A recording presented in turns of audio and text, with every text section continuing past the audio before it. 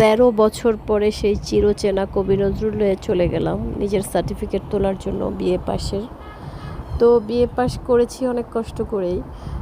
বিয়ের পরে পড়াশোনাটা রানিং রাখা অনেকটা কঠিন ছিল, তার উপরে আবার বাচ্চা নিয়ে সে গল্প আর না বলি। এখন পাশ করার পরে 12 সালে তখন সাথে সাথে সার্টিফিকেট নিব, সেটা নেওয়া হয়নি। 13 বছর পরে আজকে আসলাম।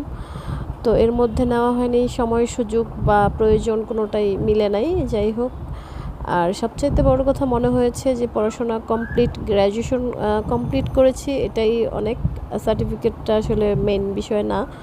তারপরে আবার এতদিন পরে এখন মনে হলো না, জিনিসটা আমার কাছে এনে রাখাই উচিত। কেন আমি আমার জিনিসটা ফেলে রাখবো। তারপরে আর কি চলে গেলাম।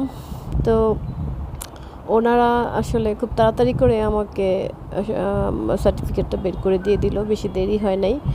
আর ওনারা যখন দেখছিল আমি ভিডিও করছি, তখন ওনারা বলল আপনার একটা ক্লিপ আমি ভিডিও করে দেই। পরে আমার একটা ক্লিপ আবার ওনারা ভিডিও করে দিল। এটা দেখে আমি আরও বেশি মানে ভালো লেগেছে।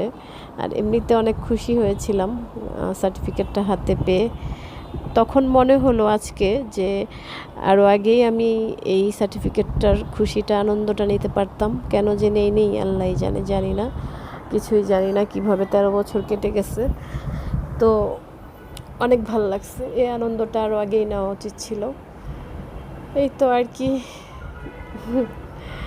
আজকে অনেক ভাল লাগছে, যেটা হলো যে যার জন্য একটু শেয়ার করলাম সবার সাথে। অনেক ভালো লাগছে। এরপরে মাস্টার্সে ভর্তি হয়েছিলাম ইডেনে, কিন্তু সেটা আর কমপ্লিট করা হয়নি, মাস্টার্স পরীক্ষা দেওয়া হয়নি। যাই হোক, সব কিছু মিলে যতটুকু করেছি আলহামদুলিল্লাহ। এটাও বিয়ের পরে অনেকের হয় না।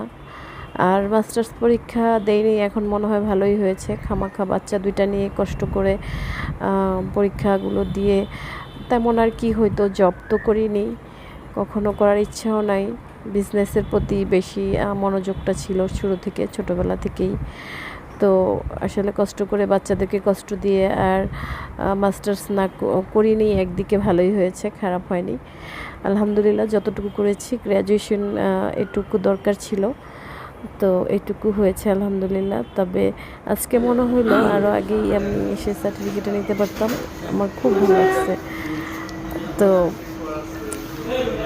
বিয়ের পরে আসলে পড়াশোনা, বাচ্চা নিয়ে এটা যে কতটা টাফ ছিল, এটা আমি এখন আজকে আর বলে বোঝাতে পারবো না, আসলে ভাষা নাই।